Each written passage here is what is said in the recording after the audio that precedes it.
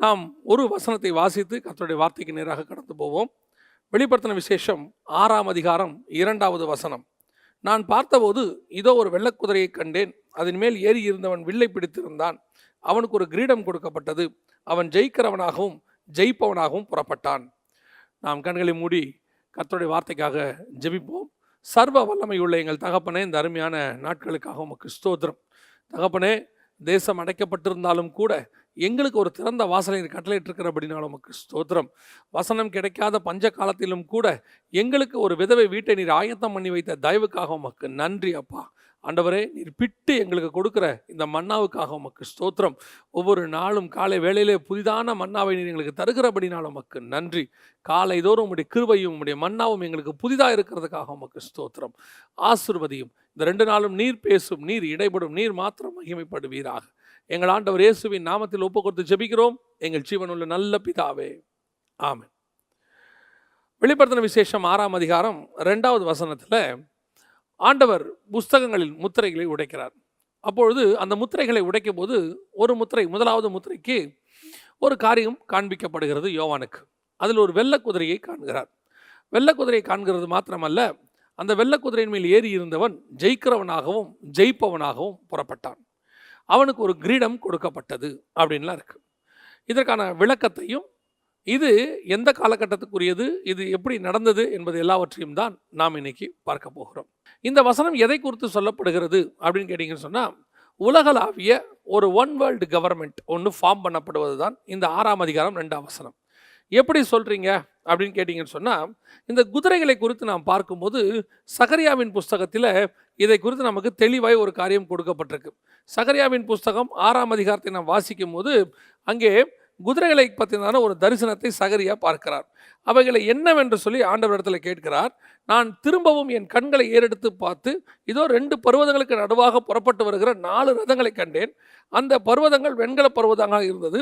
1ஆம் ரதத்தில் சிவப்பு குதிரைகளும், 2ஆம் ரதத்தில் கருப்பு குதிரைகளும், 3ஆம் ரதத்தில் வெள்ளை குதிரைகளும், 4ஆம் ரதத்தில் புள்ளி புள்ளியான சிவப்பு குதிரைகளும் பூட்டி இருந்தன.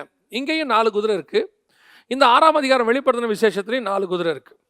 இங்கே குதிரை என்று சொல்லப்படுகிறது 4 கலரில் இருக்குது. வெள்ளை, சிவப்பு, கருப்பு, பழுப்பு நிறம், மங்கிர நிறம் உள்ள குதிரை. இங்கிலீஷில் பார்த்தா பேல் கிரீன் இருக்கும். அதே சகரியா புஸ்தகத்தில் பார்த்தீங்கன்னா அதே மாதிரி வெள்ளை, கருப்பு, சிவப்பு, புள்ளி புள்ளியானது. அப்போது இதுக்கும் சில ஒத்துமைகள் இருக்குது, சில காரியங்கள் இருக்குது. இது எதை குறிக்கிறது, எதை பற்றி சொல்லப்பட்டிருக்கிறது, அதான் ரொம்ப முக்கியம். ஒரு சில வருஷங்களுக்கு முன்பாக ஒரு வேத ஆராய்ச்சியாளர் அல்லது வேத ஆசிரியர் இந்த குதிரைகளுக்கு ஒரு விளக்கத்தை கொடுத்தார். அந்த குதிரை என்பது எதை குறிக்கிறது என்று சொன்னால், வெள்ளைக்கலர் குதிரை என்பது துபாயை குறிக்கிறது. ஏனென்று சொன்னால் துபாய் தேசத்தில் தான் வெள்ளைக்கலர் குதிரைகள் ஜாஸ்தியாக இருக்கும். துபாய் தேச ஏர்போர்ட்டில் வெள்ளைக்கலர் குதிரை ஒன்று இருந்ததாக சொன்னார்.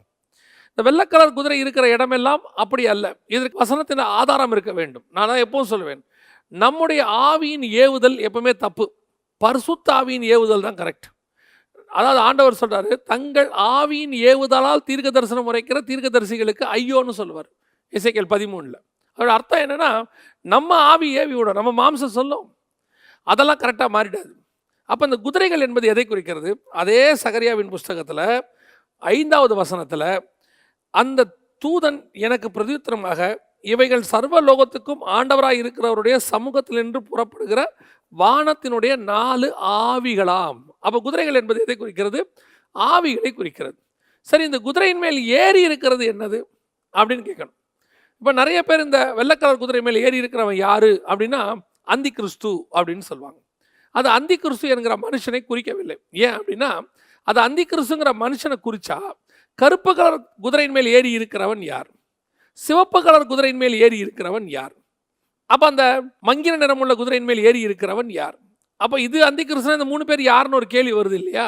அப்போ நமக்கு நல்லா தெரியணும், கீழே இருக்கிறது ஆவி, மேலே இருக்கிறது மனிதன் அல்ல, சம்பவம். என்ன சம்பவம்? அந்த 4வது குதிரையில் அவர் சொல்கிறார் பாருங்க, 8வது வசனத்தில், இதோ மங்கிர நிறமுள்ள குதிரையை கண்டேன், அதன் மேல் ஏறி இருந்தவனுக்கு மரணம் என்று பெயர்.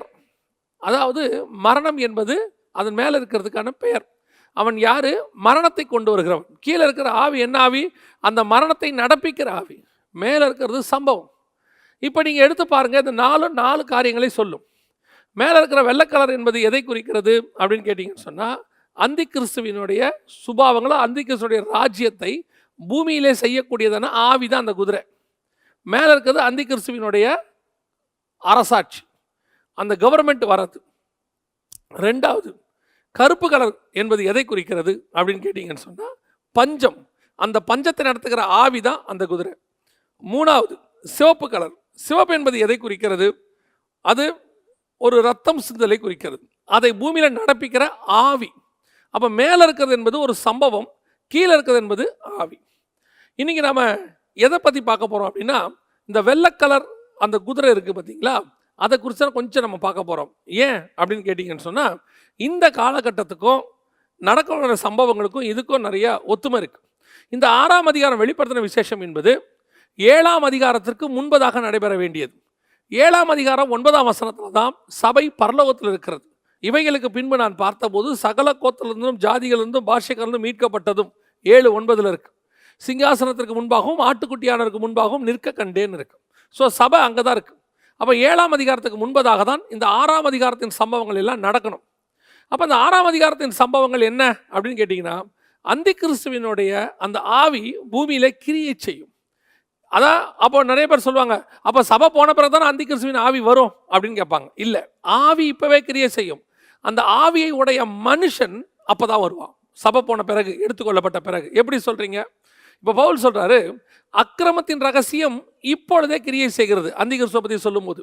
1 யோவான் 2:18 யோவான் சொல்கிறாரு, பிள்ளைகளே இது கடைசி காலமாக இருக்கிறது, நீங்கள் வருகிறான் என்று கேள்விப்பட்டபடி இப்பொழுதும் அநேக அந்தி கிறிஸ்துகள் இப்பொழுதும் இருக்கிறார்கள். அந்தி கிறிஸ்து வருகிறான் என்று நீங்கள் கேள்விப்பட்டபடி அப்படின்னா என்ன அர்த்தம்? அந்த ஸ்பிரிட் வேலை செஞ்சுக்கிட்டே இருக்கும். அந்த ஸ்பிரிட் வேலை செஞ்சுக்கிட்டே இருந்து அந்த ஸ்பிரிட்டுக்குரியவன் வெளிப்படும் போது அவன் மேலே அது வந்து இறங்கும். இயேசு கிறிஸ்து பரிசுத்த ஆவியில் நிரப்பப்பட்டவராக இருந்தார். ஆனால் அவர் அந்த தன்னை வெளிப்படுத்தி ஊழியத்துக்கு புறப்படும் போது அந்த பரிசுத்த ஆவியானவர் புறா வடிவில் அவர் மேலே இறங்கினார். அதே தான். அப்போ அந்த ஆன்டி கிரைஸ்டுடைய ஸ்பிரிட் இப்போ கிரியை செய்யும். இப்பொழுதே அது கிரியை செய்கிறது. அது எதற்கு கிரியை செய்கிறது? அது ஜெயிக்கிறவனாகவும் ஜெயிப்பவனாகவும் புறப்பட்டான் அப்படின்னு இருக்கு. இந்த ஜெயிக்கிறவனாகவும் ஜெயிப்பவனாகவும் புறப்பட்டானுங்கிறதுக்கு அவன் புறப்படுற நோக்கம் ஒன்று இருக்குது பாருங்க. வெள்ளை கலர் குதிரையில் அப்படின்னு இருக்கு இல்லையா? இந்த வெள்ளை கலர் என்பது எதை குறிக்கிறது? மேலே இருக்கிறது ஸ்பிரிட் அந்தி கிறிஸ்து, அந்த அரசாட்சி. கீழே இருக்கிறது அதோடைய ஸ்பிரிட் குதிரை. கலர் எதை குறிக்கிறது அப்படின்னு கேட்டிங்கன்னு சொன்னால், இந்த வெள்ளை கலர் என்பது உலக பிரகாரமாய் பார்க்கும்பொழுது அது சமாதானத்தை குறிக்கிறது. அதே நேரத்தில் ஆவிக்குரியத்தில் பார்க்கும்போது பரிசுத்தத்தை குறிக்கிறது. இது பூமியில் கொடுக்கக்கூடியது. அப்போ இது ஒரு சமாதானத்தை பூமியில் கொண்டு வரக்கூடியதாக இருக்குது. என்ன சமாதானம்? போலியான சமாதானம். ஏன் போலியான சமாதானம் நான் சொல்கிறேன்னா, அடுத்த குதிரை வரும்போது, அடுத்த கவர்மெண்ட் வரும்போது, அல்லது அடுத்த அரசாட்சி தொடங்கும் போது அந்த சமாதானம் போய்விடுகிறது. பூமியிலிருந்து சமாதானத்தை எடுத்து போடும்படி அதற்கு அதிகாரம் கொடுக்கப்பட்டது அப்படின்னு இருக்குது. 6ஆம் அதிகாரம் 4வது வசனத்தில் இருக்குது. அப்படின்னா இது ஒரு டெம்பரவரி சமாதானம். அடுத்து வரும்போது இந்த சமாதானம் போயிடும். இயேசு கிறிஸ்து கொடுக்குற சமாதானம் எப்படி இருக்கும்? ஒருவரும் கொடுக்கக்கூடாததும் எடுக்கக்கூடாதமான சமாதானம். இப்போ ஆன்டி கிரைஸ்ட் கொடுக்குற சமாதானம் அது எப்படிப்பட்டதாக இருக்கும்? அது போலியானது, ஒரு டெம்பரவரி. இதுக்கு ஒத்த வசனம் தானியேல் புஸ்தகம் 11ஆம் அதிகாரம் 21வது வசனத்தில் சொல்லுது, அவன் ஸ்தானத்தில் அவமதிக்கப்பட்டவன் ஒருவன் எழும்புவான், அவனுக்கு ராஜ்யபாரத்தின் மேன்மையை கொடாதிருப்பார்கள், ஆனாலும் சமாதானமாய் நுழைந்து இச்சகம் பேசி ராஜ்யத்தை கட்டி கொள்ளுவான் இருக்கு. சமாதானமாய் நுழைந்து. அப்போ நம்முடைய காலத்தில் சமாதானமாக நுழையிறதுனா என்ன? இப்போ ஒரு கவர்மெண்ட் இந்த பூமியில் உலகத்துக்குள்ளே சமாதானமாக நுழைஞ்சிச்சு. எந்த கவர்மெண்ட் அப்படின்னு சொல்லி நீங்கள் பார்த்தீங்கன்னு சொன்னால், 2012 யூரோப்பியன் யூனியன் அப்படிங்கிற ஒரு கவர்மெண்ட் இருந்துச்சு. இந்த சமாதானத்துக்கான 2012க்கான நோபல் பரிசு யூரோப்பியன் யூனியன் கவர்மெண்ட்டுக்கு கொடுக்கப்பட்டது. ஏன் சொல்கிறேன்? இந்த சமாதானத்துக்கான நோபல் பரிசு எப்பவுமே மனுஷனுக்கு தான் கொடுக்கப்படும். ஏதாவது ஒரு மனுஷனுக்கு கொடுப்பாங்க. அதோட அந்த சமாதானத்துக்கு காரணமாக இருந்தால் 2 பேருக்கு கொடுப்பாங்க, 3 பேருக்கு கொடுப்பாங்க, அந்த மாதிரி செய்வாங்க. ஏதாவது தலைவர்களுக்கு கொடுப்பாங்க. அப்படி இருக்கும்போது இந்த சமாதானத்துக்கான நோபல் பரிசு ஒரு அரசாங்கத்துக்கு கொடுக்கப்பட்டது. இதுதான் ஃபர்ஸ்ட் டைம். இதுக்கு முன்னாடி ஒரு 50-60 வருஷத்துக்கு முன்னாடி யூனிசெஃப் அப்படின்னு சொல்லக்கூடியதான ஒரு சமூக சேவை, ஐநாவுடைய சார்ந்த சமூக சேவை நிறுவனத்துக்கு கொடுக்கப்பட்டது. ஆனால் இதுதான் ஃபர்ஸ்ட் டைம் ஒரு கவர்மெண்ட்டுக்கு கொடுக்கப்பட்டது. அப்போது இந்த கவர்மெண்ட் பூமியில் நுழையும் போதே 2012 சமாதானத்துக்கான, அதான் நான் சொல்லுவேன், இந்த வெள்ளைக்கலர் குதிரை தன்னுடைய ராஜ்யத்தை அல்லது தன்னுடைய ஆளுகையை இந்த பூமியிலே தொடங்குவதற்கு அது எல்லா ஏற்பாடுகளையும் செய்ய தொடங்கி விட்டதுன்னு சொல்லுவேன். 2012 யூரோப்பியன் யூனியன் பூமிக்குள்ளே மிகப்பெரிய ஒரு கண்ட்ரோல் பண்ணும் சக்தியாக மாறிக்கொண்டிருக்கிறது. அதனுடைய விளைவு தான் 2012 அதுக்கு சமாதானத்துக்கான நோபல் பரிசு கொடுத்தார்கள். அதாவது பூமியில் யுத்தம் வராதபடிக்கு ஐரோப்பாக்குள்ள ஒரு ஒருங்கிணைப்பை உண்டாக்கி இப்படியெல்லாம் செஞ்சாங்க அப்படின்னு சொல்லி அவங்களுக்கு ஒரு சமாதானத்துக்கான நோபல் பரிசு கொடுத்தாங்க. இப்போ ஏன்னா முதல் உலக யுத்தம், 2ஆம் உலக யுத்தம் ரெண்டுமே ஐரோப்பாவில் தான் நடந்துச்சு. இனி அந்த யுத்தம் வராமல் தடுக்கிறதுக்கு தான் ஐரோப்பியன் யூனியனை உண்டாக்குனாங்க. ஐரோப்பிய யூனியன் அந்த வேலையை தொடர்ந்து ஒரு 50 வருஷமாக கரெக்டாக செஞ்சிச்சு அப்படின்னு சொல்லி அவங்களுக்கு என்ன பண்ணாங்க, சமாதானத்துக்கான நோபல் பிரைஸ் கொடுத்தாங்க. இப்போ அந்த வெள்ளைக்கலர் குதிரை அதுதான் பின்னாட்களில் உலகத்தை பிடிக்க போது ஜெயிக்கிறவனாகவும் ஜெயிப்பவனாகவும் புறப்பட்டான். இந்த உலகத்தை அவன் பிடிக்கிறதுக்கு இந்த ஐரோப்பியன் யூனியனோ அல்லது அந்த யூரோப்பியன் யூனியனில் வரக்கூடிய ஒரு தலைவரோ உலகத்தை பிடிப்பதற்கு என்னென்னலாம் செய்வார்கள், எப்படி பிடிப்பார்கள் என்று சொல்லி இந்த வரப்போகிற கவர்மெண்ட்டை பற்றி, ஆன்டி கிரைஸ்டோடைய கவர்மெண்ட்டை பற்றி வெளிப்படுத்தின விசேஷம் 13ஆம் அதிகாரத்தில் கொடுக்கப்பட்டிருக்கு. அந்த வெளிப்படுத்தின விசேஷம் 13ஆம் அதிகாரத்தில் கொடுக்கப்பட்டிருக்கிறதான மிக முக்கியமான 3 வசனங்களில் அவங்க எப்படி பிடிப்பாங்கன்னு இருக்குது. முதலாவது 5வது வசனமும் 7வது வசனமும் 42 மாதம் யுத்தம் பண்ணும்படி அதற்கு அதிகாரம் கொடுக்கப்பட்டது அப்படின்னு இருக்கு. அது எப்படி 42 மாதம்னா 3.5 வருஷம் யுத்தம் பண்ண போகுது.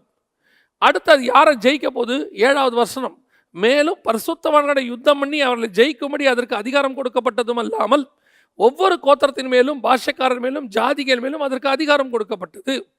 எல்லாரையும் உள்ள கொண்டாந்துடும், எல்லார் மேலேயும் கண்ட்ரோலுக்கு வந்துடும். ஸோ டோட்டல் வேர்ல்டும் யுத்தத்தின் மூலமாக, சண்டையின் மூலமாக அதை கண்ட்ரோல் பண்ணி கொண்டு வரும். இது ஃபர்ஸ்ட். 2வது 15வது வசனத்தில் வேதம் சொல்லுது, மிருகத்தின் சொரூபத்தை வணங்காத யாவரையும் கொலை செய்யும்படி அதற்கு சத்துவம் கொடுக்கப்பட்டது. பை ரிலீஜியன், எல்லாரும் தன்னை வணங்க வேண்டும் என்று. 3வது 16-17 வசனம், இதை பற்றி நிறைய பார்த்துருக்குறோம். வாங்கவும் விற்கவும் கூடாதபடிக்கு செய்தது. இது த்ரூ எக்கானமி, ட்ரேட்.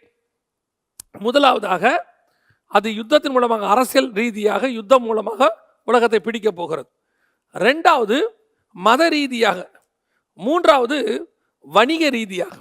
இன்னைக்கு உலகத்தை பிடிச்ச வல்லரசுகளுடைய எல்லாத்தையும் நீங்கள் கவனிச்சு பாருங்க, இந்த 3ல் ஏதாவது ஒன்றில் தான் அவங்க பிடிச்சிருப்பாங்க. இப்போது ஆங்கிலேய சாம்ராஜ்யத்தை நீங்கள் எடுத்துக்கிட்டிங்கன்னா உலகத்தை எப்படி பிடிச்சாங்கன்னா, ஈஸ்ட் இந்தியா கம்பெனி அவர்கள் முதலாவது வியாபார ரீதியாக உள்ளே நுழைந்து கொஞ்சம் கொஞ்சமாக வியாபாரத்தை கண்ட்ரோல் பண்ணி அந்த நாட்டையே கண்ட்ரோல் பண்ணிட்டாங்க. இந்த மாதிரி யுத்தம் பண்ணி உலகத்தை பிடிச்சவங்க நம்ம எல்லாருக்கும் தெரியும். அலெக்சாண்டர், அப்புறம் நேபுகாத் நேச்சார், கோரஸ், இவங்க எல்லாருமே யுத்தம் பண்ணி உலகத்தை பிடிச்சாங்க. அதே மாதிரி மத ரீதியாக மதத்தை பரப்பி அந்த மத கோட்பாடுகளுக்குள்ள ஜனங்களை கொண்டு வந்து கீழ்ப்படியாதவர்களை கொலை செய்து அந்த மதத்தை பட்டயத்தின் மூலமாய் ஸ்தாபித்து அந்த மதத்துக்கு ஜனங்களை அடிமையாக்கினவர்கள். இப்படி ஒரு குரூப் இருக்கு. ஸோ இந்த மாதிரி 3 வகையில் உலகத்தை பிடித்தவர்கள் இன்றைக்கும் இருக்கிறார்கள். ஆனால் பைபிள் சொல்லுது, கடைசியாக வரப்போகிற ஆன்டி கிரைஸ்ட் கவர்மெண்ட் இந்த 3ஐயும் யூஸ் பண்ண போகுது. யூஸ் பண்ணி எல்லாரையுமே இந்த 3 நிலைகளுக்குள்ளே அதை கட்டுப்படுத்த போகுது அப்படின்னு பார்க்குது. இதுக்கு தான் ஒன் வேர்ல்டு கவர்மெண்ட் அப்படின்னு சொல்லுவாங்க. ஒரு உலகம் அப்படின்னு அர்த்தம். இதை பிடிக்கிறோம் பாருங்களேன். அந்த புதுசாக ஒரு கவர்மெண்ட் வருது இல்லை, அந்த கவர்மெண்ட்டுக்கு பேர் நியூ வேர்ல்டு ஆர்டர்னு பேர். அதாவது புதிய ஒழுங்கு பின்னணி. நான் கொஞ்சம் இன்னும் தெளிவாக சொன்னால் உங்களுக்கு புரியும்னு நினைக்கிறேன். ஒரு கவர்மெண்ட், ஒரு ஒன் வேர்ல்டு கவர்மெண்ட், முழு உலகத்தையும் ஆளுகை செய்கிற ஒரு கவர்மெண்ட் இருக்கு. இந்த கவர்மெண்ட்டு பார்த்தீங்கன்னு சொன்னால் பைபிள் படி 7, வெளிப்படுத்தின விசேஷம் 17ஆம் அதிகாரம் 9வது வசனம் முதல் 12வது வசனம் வரைக்கும் இது 7 கவர்மெண்ட். அதில் நீங்கள் 10-11 வசனங்களை வாசித்து பார்த்தீங்கன்னா 5 பேர் விழுந்தார்கள், ஒருவன் இருக்கிறான், இன்னொருவன் வர வேண்டும், வரும்போது கொஞ்ச காலம் தவிர்த்திருக்க வேண்டும், இருந்ததும் இராதுமாகிய மிருகமே 7ஆவதானும் 7லிருந்து தோன்றுகிறவனும் 8ஆவதானுமாக இருப்பான்னு இருக்கு. அப்போ இது வரைக்கும் உலகத்தின் கவர்மெண்ட், ஒன் வேர்ல்டு கவர்மெண்ட், இது வரைக்கும் வல்லரசாக இருந்தவங்களாம் பார்த்தீங்கன்னு சொன்னால் ஒரு 7 பேர். இந்த 8ஆவதாக வரப்போகிறதா ஆன்டி கிரைஸ்டோடைய கவர்மெண்ட். இந்த கவர்மெண்ட் ஃபார்ம் பண்ணுது பார்த்தீங்களா, அந்த ஒன் வேர்ல்டு கவர்மெண்ட்டை ஒன்று போய் இன்னொன்று வருது பாருங்கள், அதுக்கு பேர் நியூ வேர்ல்டு, புதிய ஒழுங்கு. இப்போது எகிப்து போய் அசிரியா வந்தது. அதுக்கு பிறகு எகிப்திய சாம்ராஜ்யம் ஒழிஞ்சிருச்சு. எகிப்திய கலாச்சாரம் முடிவுக்கு வந்துருச்சு. எகிப்திய மொழி முடிவுக்கு வந்துருச்சு. எகிப்தினுடைய ஆதிக்க முடிவுக்கு வந்து இப்போ அந்த இடத்துல அசிரிய சாம்ராஜ்யமும் அசிரிய மொழியும் அசிரிய ராஜாவும் அசிரிய கலாச்சாரமும் வந்துருச்சு. இப்போ அசிரியா போய் அடுத்து பாபிலோன். பாபிலோன் வரும்போது அசிரியாவினுடைய எல்லாம் ஒழிக்கப்பட்டு அடுத்து பாபிலோனிய சாம்ராஜ்யத்தினுடைய மொழி, அவங்களுடைய கலாச்சாரம், அவங்களுடைய கடவுள்கள், அவங்களுடைய ராஜா, இப்படி முழுக்க முழுக்க அவங்க இருப்பாங்க. இதற்கு பேர் தான் நியூ வேர்ல்ட் ஆர்டர். ஒன்று போய் இன்னொன்று வர்றது. இப்போ நம்ம காலத்தில் வரக்கூடிய இந்த கவர்மெண்ட் 13ஆம் அதிகாரத்தில் சொல்லப்பட்டிருக்கிற இந்த கவர்மெண்ட் 6ஆம் அதிகாரம் 2ஆம் வசனத்தில் புறப்பட்டான் அப்படின்னு சொன்ன கவர்மெண்ட். இப்போ இவங்க என்ன பண்ண போகிறாங்க அப்படின்னு கேட்டிங்கன்னா, ஒரு நியூ வேர்ல்டு ஆர்டர், புதிய ஒழுங்கு பின்னணி ஃபார்ம் பண்ண போகிறாங்க. அதன் மூலமாக ஒரு ஒன் வேர்ல்டு கவர்மெண்ட்டை ஃபார்ம் பண்ணுவாங்க. இந்த ஒன் வேர்ல்டு கவர்மெண்ட்னா உலகம் முழுக்க ஒரே கவர்மெண்ட் அப்படின்னு அர்த்தம். அப்படி ஃபார்ம் ஆகுமா அப்படின்னா ஆகும். அலெக்சாண்டர் காலத்தில் இருந்துச்சு, ரோமர்கள் காலத்தில் இருந்துச்சு, நேபுகாத் நேச்சார் காலத்தில் இருந்துச்சு. இப்போ நீங்கள் இதில் கூட பாருங்களேன், லூக்கா எழுதின சுவிசேஷம் 2ஆம் அதிகாரம் 1-2 வசனங்களில் பாருங்களேன். அங்கே வசனம் என்ன சொல்லுது? பூமி எங்கும் உலகமெங்கும் குடிமதிப்பு எழுதப்பட வேண்டும் என்று அகஸ்துராயனால் குடிமதிப்பு எழுதப்பட வேண்டும் என்று கட்டளை பிறந்தது. அப்படின்னா என்ன அர்த்தம்? அன்னைக்கு ஒரு 3 கண்டம் தான் இருந்துச்சு, ஐரோப்பா, ஆசியா, ஆப்பிரிக்கா. இந்த 3 கண்டத்துக்கும் கட்டளை போட்டானா. ஸோ டோட்டல் வேர்ல்டும் அவன் கண்ட்ரோல் அன்னைக்கு இருந்துச்சு அப்படின்னு அர்த்தம். இப்போ அதே மாதிரி இந்த ஒன் வேர்ல்டு கவர்மெண்ட் ஃபார்ம் ஆக போகுது, நியூ வேர்ல்டு கவர்மெண்ட் ஃபார்ம் ஆக போகுது. இந்த நியூ வேர்ல்டு கவர்மெண்ட் ஃபார்ம் ஆகும்போது மிக முக்கியமாக 4 விஷயங்கள் உலகம் முழுக்க இருக்கும். முதலாவது, உலகம் அனைத்துக்கும் ஒரு லீடர் இருப்பார், ஒன் லீடர். ரெண்டாவது, உலகம் அனைத்துக்கும் ஒரு மொழி இருக்கும். மூன்றாவது, உலகம் அனைத்துக்கும் ஒரு வணிகம், ஒன் கரன்சி, எல்லாம் அப்படி இருக்கும். வணிகம்னா அது சம்மந்தப்பட்டது. நாலாவது, உலகம் முழுவதும் ஒன் ரிலீஜியன் இருக்கும். இது ஒன் வேர்ல்டு கவர்மெண்ட்டினுடைய மிக முக்கியமான ஒரு விஷயம். இது எந்த அளவுக்கு சாத்தியம், இப்போ எந்த அளவுக்கு இது முடியும் அப்படின்னு கேட்டிங்கன்னு சொன்னால், இப்போ ஒன் வேர்ல்டு கவர்மெண்ட் நம்ம சொல்கிறோம். இப்போ இருக்கிறது யார் அப்படின்னு கேட்டிங்கன்னா, அமெரிக்கா வல்லரசாக இருக்குது. அமெரிக்கா வல்லரசாக இருக்கும்போது முழு உலகத்துக்கும் அமெரிக்கா கண்ட்ரோல் பண்ணுது. அமெரிக்கன் டாலர் தான் நமக்கு பண பரிமாற்றத்துக்கெல்லாம் இருக்குது. அமெரிக்காவை கண்டா 2001 வரைக்கும் முழு உலகமும் பயந்து கொண்டிருந்தது. நம்ம எல்லாருக்கும் தெரிஞ்ச ஒரு விஷயம். அமெரிக்காவுடைய சூப்பர் பவர். 1980s வரைக்கும் ரஷ்யாவும் அமெரிக்காவும் பனிப்போர் நடத்துச்சு. 1980s 90ஸ்க்கு பிறகு அமெரிக்கா முழு கண்ட்ரோலை கையில் எடுத்துருச்சு. அப்படி இருக்கும்போது இந்த அமெரிக்காவினுடைய ஆதிக்கத்தை ஏற்றுக்கொள்ளாத நாடுகள், அமெரிக்காவுக்கு எதிரான நாடுகள், ரஷ்யா, சைனா, நார்த் கொரியா, இந்த மாதிரி நாடுகள்லாம் இருக்குது. இவைகள்லாம் அவங்க அகைன்ஸ்ட். ஒரு காலகட்டம் வரைக்கும் அமெரிக்கா அவங்கள தன் கண்ட்ரோல் கொண்டு வர பார்த்துச்சு. அதுக்கு பிறகு அந்த நாடுகள் கொஞ்சம் அமைதியாக போச்சு. இப்போ அமெரிக்காவினுடைய ஆதிக்கம் குறைஞ்சிக்கிட்டே வருது. இப்போ அமெரிக்கா ஒன் வேர்ல்டு கவர்மெண்ட்டை ஃபார்ம் பண்ணணும்னு நினச்சாலும் அதால் முடியாமல் போயிடுச்சு. சீனியர் புஷ்ன்னு ஒருத்தர் இருந்தார். 1991களில் இந்த முழு உலகத்தையும் தன் கண்ட்ரோலுக்கு கொண்டு வரணும்னு அவருக்கு ஒரு தீராத ஆசை. அப்போ அவர் என்ன பண்ணார்னா, கொஞ்சம் கொஞ்சமாக பிடிக்க ஆரம்பித்தார். எப்படி பிடிக்க ஆரம்பித்தார் அப்படின்னு கேட்டிங்கன்னு சொன்னால், ஈராக்கில் போயிட்டு அவங்க படையை இறக்கி அங்கே அந்த ஆயுதம் இருக்குது, இந்த ஆயுதம் இருக்குன்னு சொல்லி அதை தன் கண்ட்ரோல் கொண்டு வந்தார். அடுத்து ஆப்கானிஸ்தான் தன் கண்ட்ரோல் கொண்டு வந்தார். இப்படி கொஞ்சம் கொஞ்சமாக அவர் வந்துக்கிட்டே இருந்தார். ஒரு இடத்துல அவரால் மூவ் பண்ண முடியாமல் போயிடுச்சு. இது 1991 பேப்பரில் வந்த செய்தி, வெளிநாட்டில் வந்த செய்தி. ஜார்ஜியாங்கிற நாடை அவங்க பிடிக்க போனாங்க. ஏன்னா ஜார்ஜியாங்கிறது அடுத்து போனால் ரஷ்யா உள்ள கிரிமியா, அடுத்து ரஷ்யா, உக்ரைன், ரஷ்யாக்குள்ளே போகணும். இங்கே என்ன போட்டிருக்குன்னா, Georgia the graveyard for unipolar world அப்படின்னு போட்டிருக்கு. அதோட அர்த்தம் என்ன அப்படின்னு கேட்டிங்கன்னா, சீனியர் புஷ் காலத்தில் முழு உலகத்தையும் கண்ட்ரோல் கொண்டு வரணும். அப்போ அவங்க அரசியல் ரீதியாக தலைமையில் இருக்கணும், மத ரீதியாக ரோம் இருக்கணும், இப்படின்னு சொல்லி ஒரு ஒப்பந்தம் போட்டு அவங்க எல்லாம் செஞ்சாங்க. ஆனால் ஜார்ஜியாவில் அவங்களுடைய கல்லறை வந்துருச்சா. அதை என்ன அர்த்தம்னா, அதுக்கு மேலே அவங்க முன்னேற முடியாதபடிக்கு ரஷ்யா தடுத்துருச்சு. ஸோ அந்த காலத்துலேருந்தே இந்த ரஷ்யா இவங்கெல்லாம் ஒன் வேர்ல்டு கவர்மெண்ட் ஃபார்ம் பண்ணாமல் இருக்கிறதுக்கு ஒரு தடையாக இருந்தாங்க. இப்படி தடையாக இருக்கிற ரஷ்யாவை நம்ம எதிரி நாடாக பார்ப்போம். எதிரி நாடாக கூட இருக்கலாம். ஆனால் இவங்க ஒரு வகையில் தேவசித்தம் செய்வாங்க. எப்படி அப்படின்னு கேட்டிங்கன்னா, ஒன் வேர்ல்டுங்கிறது இயேசு கிறிஸ்துவோடைய ஆயிடவர் சாட்சியில் தான் வரணும். மில்லியனியமில் தான் ஒன் வேர்ல்டு வரணும். அதுக்கு முன்னாடி ஒன் வேர்ல்டு வரக்கூடாது, ஆண்டவர் வர விடமாட்டார். அப்படி வர விடாமல் இருக்கிறதுக்கு சிலர் எழுப்பி விடுவார். அப்படி எழுப்பி விட்ட ஆள் தான் இந்த ரஷ்யா. அமெரிக்கா எப்படியாவது யூனிபோலார் வேர்ல்டு முழுக்க முழுக்க ஒரே உலகத்தை உண்டாக்கணும்னு அது ஆசைப்பட்டாலும் கூட அதற்கு தடையாய் கர்த்தர் எழுப்பினது யாரை அப்படின்னு கேட்டிங்கன்னு சொன்னால், ரஷ்யாவை, சைனாவை எழுப்பி வச்சிருக்கிறார். ஸோ இப்போது இந்த ஒன் வேர்ல்டு கவர்மெண்ட் ஃபார்ம் பண்ண விடாமல் தடையாக இருந்து போச்சு அமெரிக்காவுக்கு. அதற்கு பிறகு இப்போது யூரோப்பியன் யூனியன் காலத்தில் இந்த ஒன் வேர்ல்டு கவர்மெண்ட் ஃபார்ம் பண்ணுறதுக்கு எல்லா வேலைகளும் பொறுமையாக ஸ்டெப் பை ஸ்டெப் செய்யப்படுது. ஸ்டெப் பை ஸ்டெப் அப்படியே செஞ்சுக்கிட்டே வராங்க. இப்போ முதலாவது ஒன் கிங் அவங்க உருவாக்கணும்.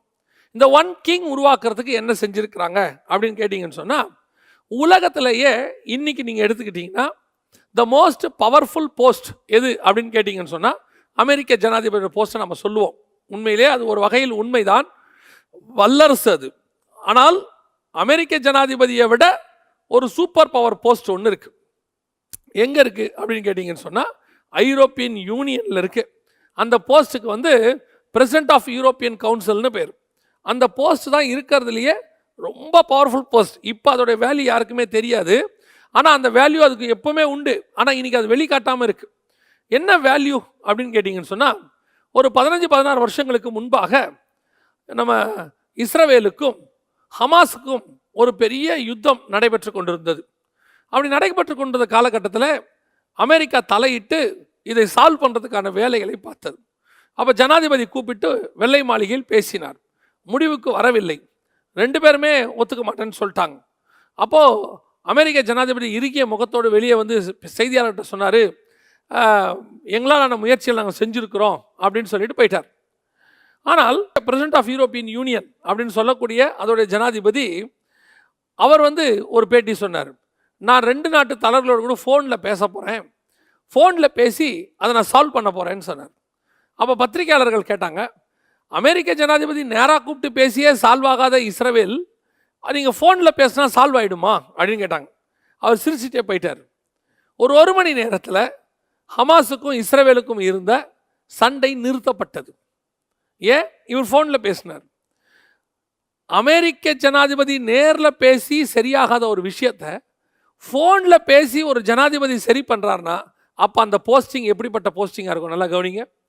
அந்த போஸ்டிங் தான் இருக்கிறதுலையே, அந்த போஸ்டிங்க்கு ஒரு அதிகாரத்தை கூட அவங்க கொடுத்து வச்சுருக்கிறாங்க. என்ன அப்படின்னு கேட்டிங்கன்னா, எந்த நேரத்திலும் எந்த நிலையிலும் சுயமாய் முடிவெடுத்து ஐரோப்பியன் யூனியனை நடத்தக்கூடிய ஒரு தகுதி அந்த போஸ்டிங்க்கு கொடுக்கப்பட்டிருக்கிறது. இது வந்து ஒரு சர்வாதிகாரிக்கு கொடுக்கப்பட வேண்டியதான ஒரு அதிகாரம். அந்த அதிகாரம் இப்போவே அந்த போஸ்ட்டுக்கு கொடுக்கப்பட்டாக்கி விட்டது. இப்போது அந்த one king president of European council இருப்பதற்கு நிறைய வாய்ப்பு இருக்கிறது. ஒரு உலக அரசாங்கம் ஃபார்ம் பண்ணும்போது அதில் வந்து உட்கார்ற ஆள் தான் அந்தி கிறிஸ்துவா இருப்போம். நல்லா தெரிஞ்சுக்கொள்ளுங்க. இப்போ அதில் ஆள் இருக்கிறாங்க, அவங்க கிடையாது. வருகைக்கு பின்னாடி சபை எடுத்துக்கொள்ளப்பட்ட பிறகு இயேசு வரும்போது யார் அந்த போஸ்டிங்கில் இருக்கிறானோ, பிரசிடென்ட் ஆஃப் யூரோப்பியன் கவுன்சில் யார் இருக்கிறாங்களோ அவர்கள் தான் அந்தி கிறிஸ்துவாக இருப்பார்கள். ஏன்னா அப்போ தான் அந்த ஸ்பிரிட் அவங்க மேலே வந்து உட்காரும். முதலாவது ஒன் கிங் ரெடியாக இருக்குது. 2வது ஒன் லாங்குவேஜ். இது ரொம்ப இம்பார்ட்டண்ட். ஒன் லாங்குவேஜ் என்பது ரொம்ப இம்பார்ட்டண்ட். ஒன் லாங்குவேஜ்னா என்ன அப்படின்னு கேட்டிங்கன்னா, ஒவ்வொரு சர்வாதிகாரியின் ஆட்சி பூமிக்கு வரும்போதும் அவங்க என்ன செய்வாங்கன்னு சொன்னால், தங்களுடைய மொழியை அவர்கள் கொண்டு வந்து இம்ப்ளிமெண்ட் பண்ணுவாங்க. தான் மொழி தான் எல்லாரும் பேசணும், தான் மொழி தான் எல்லாரும் அந்த நாட்டு முழுக்க இருக்கணுங்கிறது அந்த சர்வாதிகாரியினுடைய தன்மையாக இருக்கும். இது வந்து அந்த ஆன்டி கிரைஸ்ட் கவர்மெண்ட்டு, அந்த ஆன்டி கிரைஸ்டோடைய சுபாவங்களில் ஒன்று. ஏன் அவங்களுக்கு அப்படி இருக்குன்னா அப்படி தான் இருக்கும். இதுக்கு வந்து நம்ம இன்னும் கொஞ்சம் பூர்வீகமாக போனோம்னா ஈஸியாக கண்டுபிடிக்கலாம். எப்படி அப்படின்னு கேட்டால், கர்த்தர் ஒன்றை செய்ய சொல்லி மனுஷன் அதை செய்யும் போது அதை ஆப்போசிட்டாக செய்ய வைக்கிறது தான் பிசாசுடைய வேலை. உதாரணமாக ஏதேனில் ட்ரெஸ் இல்லாமல் ஆண்டவர் படைச்சார். இப்போது பழத்தை சாப்பிட்ட போது ட்ரெஸ்ஸை போடணுங்கிற எண்ணத்தை கொடுத்தது பிசாஸ். உடனே அவன் ட்ரெஸ் போட ஆரம்பித்த உடனே கர்த்தர் பார்க்குறாரு, சரி இவன் ட்ரெஸ் போட ஆசை வந்துருச்சுன்ட்டு அவனுக்கு தோல் உடைகளை செஞ்சு நல்ல ஆடையை கொடுத்து அவன் நிர்வாணத்தை மறைப்பதற்கான வேலையை பார்த்தார். இப்போது பிசாசுடைய வேலை என்னென்னா, ட்ரெஸ்ஸை கழட்ட வைக்கிறது. கர்த்தர் போட சொன்னும் போது கழட்ட வைப்பான், கர்த்தர் வேணான்னு சொல்லும் போது போட வைப்பான். இதுதான் பிசாஸ். ஆண்டவர் என்ன சொல்கிறோம் அதுக்கு அப்படியே ஆப்போசிட்டாக செய்வான். சரி, இப்போ நம்ம மொழிக்கு வருவோம். ஆண்டவர் பூமி அனைத்தும் ஒரே மொழியாக இருக்கும்போது அந்த மொழியை வச்சுக்கிட்டு தேவனுக்கு விரோதமாக ஜனங்களை எழுப்பி விட்டான் பிசாஸ். இப்போ கர்த்தர் பார்த்தாரு, பாஷையை தாறுமாறாக்கி விட்டார். ஆதியாகமத்தின் புஸ்தகம் 11ஆம் அதிகாரத்தில் இருக்குது. அவர்கள் பூமி எங்கும் சிதறி போனார்கள். இப்போ பிசாசுக்கு என்ன வேணும்? இந்த பூமியை இணைக்கணும், குறிப்பாக மொழியை இணைக்கணும், ஒன் லாங்குவேஜ் வரணும். அதுக்காக அவன் என்ன பண்ணுறான்னா, ஒவ்வொரு ஆலையாக ட்ரை பண்ணுறான். ஆதியில் பார்த்தீங்கன்னா பார்வோன், பார்வோனுடைய காலத்தில் எகிப்து சாம்ராஜ்யம், பார்வோன் காலத்தில் நீங்கள் பாருங்கள், யோசேப்பை தனக்கு கீழே அவர் கொண்டாந்துட்டார் பார்வோன். அவருக்கு மோதிரத்தை போட்டார், என்னை தவிர அத்தனை பேரும் உனக்கு கீழ்பட்டிருப்பான்னு சொல்லிட்டார், எல்லாம் ஓகே. ஆனால் யோசேப்புக்கு எகிப்திய பேரை வைக்கிறார், சாப்நாத் பென்னையான்னு சொல்லி எகிப்து பேர். அடுத்து பாபிலோனிய சாம்ராஜ்யம். பாபிலோனிய சாம்ராஜ்யம் வரும்போது பாருங்க, தானியேல் அவரை கூட்டு போய் பெல்ஷாத்சார்னு ஒரு பேர் வைக்கிறாரு. யாரு? நேபுகாத்நேச்சார். ஃபர்ஸ்ட் வைக்கல, தானியேல் ஒரு வேலை செஞ்சு ராஜாவுக்கு கிட்ட போன உடனே பெல்ஷாத்சார்னு பேர் மாற்றியாச்சு. அடுத்து ஷாத்ராக் மேஷாக் ஆபேத் நேகு, இது அவர்களுக்கு வைக்கப்பட்ட பெயர். அவங்க பேர் அனனியா மிஷாவேல், ஆனால் வைக்கப்பட்ட பேர் தான் ஷாத்ராக் மேஷாக் ஆபேத் நேகு. ஸோ தன் மொழியை, அதுவும் நீங்கள் 1ஆம் அதிகாரம் தானியேலில் படிச்சீங்கன்னா, கொண்டு வரப்பட்டவர்களுக்கு கல்தேயர் பாஷையை கற்றுக் கொடுக்க சொன்னானோ. ஸோ ஒன் வேர்ல்டு கவர்மெண்ட் உடைய மிக முக்கியமான 2வது விஷயம் ஒன் லாங்குவேஜ். அப்படித்தான் ஒவ்வொருத்தரும் தன்னுடைய மொழியை உலகம் ஃபுல்லாக கொண்டு போகணும்னு விரும்புவாங்க, அந்த ஆன்டி கிரைஸ்ட் சுபாவம் உள்ளவங்க. அதற்கு பிறகு ஒன் வேர்ல்டு கவர்மெண்ட் கடைசியாக நம்ம காலத்தில் ஃபார்ம் பண்ணது யார் அப்படின்னு கேட்டிங்கன்னு சொன்னால் இங்கிலாந்து தன்னுடைய பாஷையை உலகம் முழுக்க கொண்டு போச்சு, இங்கிலீஷ் எல்லா நாட்டுக்கும் கொண்டு போச்சு. இப்போ நியூ கவர்மெண்ட் ஃபார்ம் ஆக போகுது. அதான் நான் உங்களுக்கு சொன்னேன், புதிய ஒழுங்கு பின்னணி, ஆன்டி கிரைஸ்டோடைய கவர்மெண்ட். அப்படி ஃபார்ம் ஆகும்போது நியூ லாங்குவேஜ் ஃபார்ம் பண்ணணும். நியூ லாங்குவேஜ் ஃபார்ம் பண்ணாதான் அவங்களுடைய லாங்குவேஜை உலகம் ஃபுல்லாக கொண்டு வரணும்.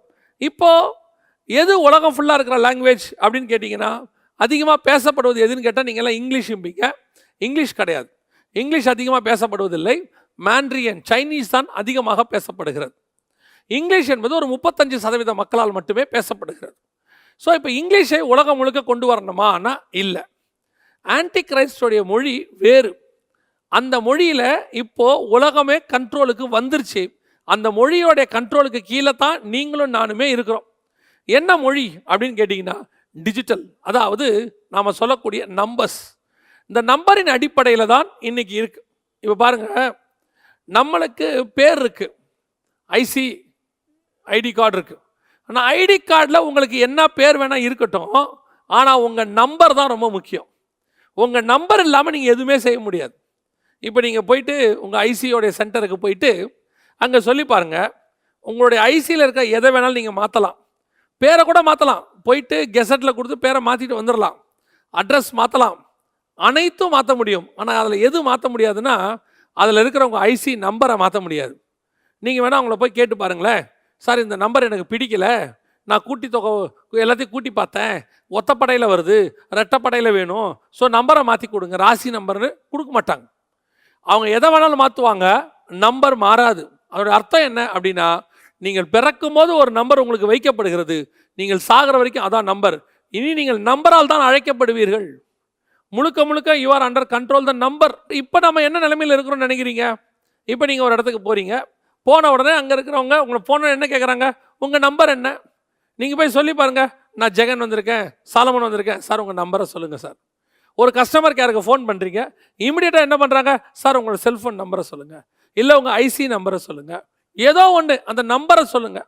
நம்பர் தான் இன்னைக்கு எல்லாமே. நான் சொல்கிறது வெறும் ஐசியில் மட்டும் இல்லை, அத்தனையுமே டிஜிட்டலாக மாறிக்கிட்டு இருக்கு. இதுக்கு பேரே டிஜிட்டல் வேர்ல்டு அப்படின்னு நம்ம சொல்கிறோம். சரி, இது ஒரு பக்கம் நம்பர் இருக்கட்டும். இதே மாதிரி நம்பர் தான் உங்களை கண்ட்ரோல் பண்ணுறதுக்கு இன்னொரு அடையாளம். இன்றைக்கி கம்ப்யூட்டர் நாம் சொல்கிறோம், இந்த கம்ப்யூட்டரில் மதர் போர்டுன்னு ஒன்று இருக்குது. நமக்கு மதர் டங் இருக்கிற மாதிரி அதுக்கு மதர் போர்டு இருக்குது. நமக்கு மதர் டங்குக்கு ஒரு லாங்குவேஜ் இருக்குது, அந்த மதர் போர்ட்லேயும் ஒரு லாங்குவேஜ் இருக்குது. இப்போ மதர் டங் அப்படிங்கிறது எனக்கு தமிழ். அங்கே மதர் போர்டோடைய லாங்குவேஜ் என்பது பைனரி நம்பர். இப்போ நீங்கள் கம்ப்யூட்டரில் இங்கிலீஷ் டைப் பண்ணுங்கள், தமிழ் டைப் பண்ணுங்கள், ஹிந்தி டைப் பண்ணுங்கள், எந்த லாங்குவேஜ் வேணாலும் டைப் பண்ணுங்கள். ஆனால் கம்ப்யூட்டர் எதில் வச்சுக்கோ அப்படின்னு கேட்டிங்கன்னு சொன்னால் நம்பரில் தான் வைத்துக்கொள்ளும். ஏன் நம்பரில் வச்சுக்கணும்? அதோடைய லாங்குவேஜ் அவ்வளோதான். பைனரி 0 1 அப்படிங்கிற 2 தான். இது ஒரு நம்பர் உலகம். நீங்கள் யூஸ் பண்ணுற உங்களுடைய பேரும் நம்பராக மாறிடுச்சு, நீங்கள் உங்களை அதை ஸ்டோர் பண்ணுற கம்ப்யூட்டரும் நம்பராக மாறிடுச்சு. ஸோ இனி நீங்கள் நம்பரில் தான் அழைக்கப்படுவீர்கள். உங்கள் பேரே இல்லாட்டியும் கவலை இல்லை, நம்பர் சொன்னால் போதும், நீங்கள் அண்டர் சர்வேலன்ஸ்குள்ளே இருந்துருவீங்க. இப்போ அந்த நம்பர் தான் உங்களுக்கு வைக்கப்படுகிறது.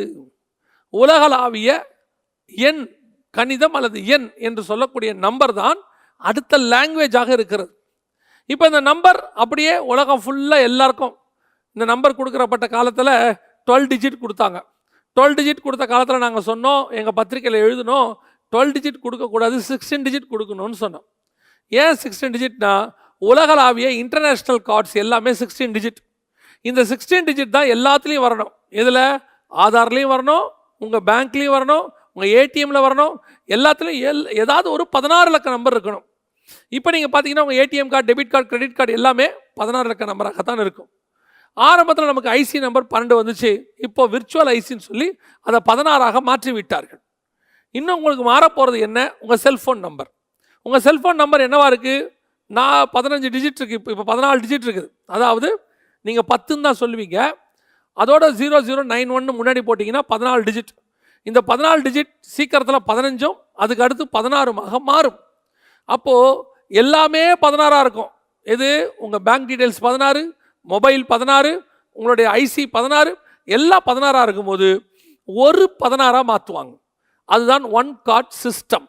எல்லாத்தையும் ஒரு கார்டுக்குள்ளே போட்டு, குறிப்பாக உங்கள் ஐசி, நம்ம இந்தியாவில்னா ஆதார், மலேசியானா மை கார்டு, கனடானா சின் கார்டு, அது ஒரு பேர் வச்சுருக்கிறாங்க. அந்த மாதிரி ஒரு நம்பருக்குள்ளே எல்லாத்தையும் கொண்டாந்துருவாங்க. அதனால தான் இப்போ அவங்க என்ன செய்கிறாங்க, இந்த ஐசியோட எல்லாத்தையும் இணைச்சிக்கிட்டு இருக்கிறாங்க. எல்லாத்தையும் இணைச்சி முடிச்சாச்சுன்னா இனி வேறு நம்பரே தேவையில்லை, ஒரு ஐசி நம்பர் போதும். இந்த நம்பரை போட்டால் உங்களுடைய மற்ற எல்லா நம்பரும் கீழே இருக்கும். ஸோ இப்போது உங்களுக்கு ஐசி கொடுக்கப்படுவதோட நோக்கம் அதுதான். மிக வேகமாக கொடுக்கப்படுகிறது. ஐசி கொடுத்து முடிச்சாச்சுன்னா நீங்கள் இனி ஒரே நம்பர் தான் உங்கள் ஐசி நம்பர், அதாவது உங்களுடைய ஆதார் கார்டு நம்பர் தான் உங்களுடைய ஃபைனல் கார்டு.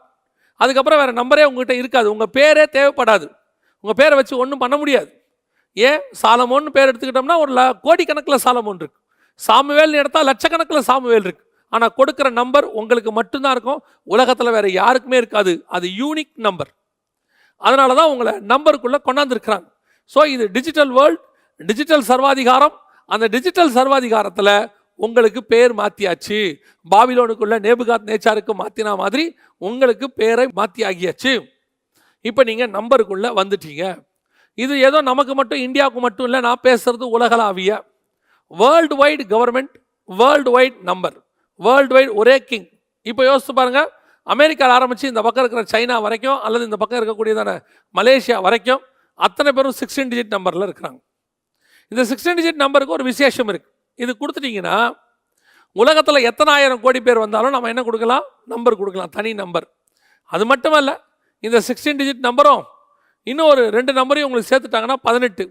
அந்த 18ஓட கூட 3 6ஆக பிரித்து 666 கொண்டு வந்துடுவாங்க. இதுதான் அவங்களுடைய பிளான். இப்போ அதான் நடைபெற்று கொண்டு இருக்கிறது. இப்போ துல்லியமாக ஒன் வேர்ல்டு கவர்மெண்ட்டுக்கு 2வது நியூ லாங்குவேஜ் ரெடி. ஆல்ரெடி நீங்கள் அந்த லாங்குவேஜ் தான் இருக்கிறீங்க. நீங்கள் சைனாவுக்கு போங்க, ஏடிஎம் கார்டுனா நம்பர் தான் இருக்கும். சைனா வந்து தன் மொழியை ரொம்ப நேசிக்கிற நாடு. அவங்களுக்கு போனீங்கன்னா நம்பரில் தான் கார்டு இருக்கும். அதே மாதிரி ஸ்பானிஷ் மக்கள் மாதிரி தங்கள் மொழியை உயர்த்தி பிடிக்கிறவங்க நீங்கள் நிறைய பார்க்க முடியாது. ஸ்பானிஷ் மக்கள் வீட்டில் வெறும் ஸ்பானிஷ் தான் பேசுவாங்க, வேறு இங்கிலீஷ் கூட பேச மாட்டாங்க.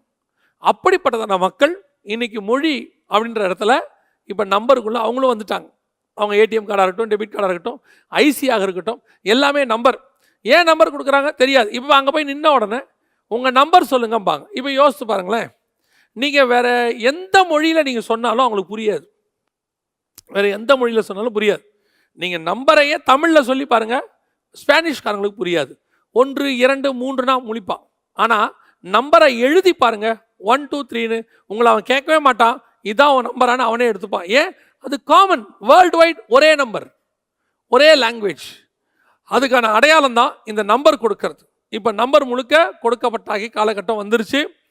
உலகளாவிய எல்லா நாடுகளுக்கும் கொடுக்குறாங்க. இங்கே தான் இப்போ நம்ம மிக முக்கியமான ஒரு விஷயத்தை கவனிக்க போகிறோம். என்ன கவனிக்க போகிறோம் அப்படின்னு கேட்டிங்க சொன்னால், இந்த உலகம் எங்கும் நம்பர் கொடுத்து உங்களை என்னையும் இந்த ஆதாருக்குள்ளே கொண்டு வந்தாங்க. ஆனால் இப்போ இந்த 2 வருஷமாக பயங்கரமான மரணம், அதாவது பல நாடுகளில் எண்ணிக்கைக்கு அடங்காத மரணம், லட்சக்கணக்கில் கோடிக்கணக்கில் மரணம்.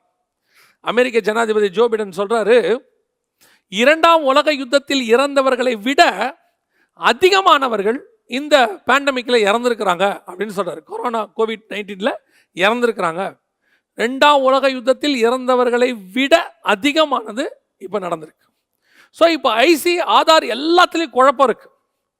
இங்கே தான் ரொம்ப முக்கியமான விஷயம் வரப்போகுது, நல்ல கவனி. இப்போ உங்கள் ஐசி ஆதாரை சரிபார்க்க தொடங்குவாங்க இந்த பேண்டமிக் சரியான பிறகு. ஏன் இதில் ஆயிரக்கணக்கில் எவன் செத்தா எவன் சாவலனே தெரிலப்பா. பல்காக கொண்டு போய் என்ன செஞ்சுருக்கிறாங்க, எரிச்சிருக்கிறாங்க, புதைச்சிருக்கிறாங்க.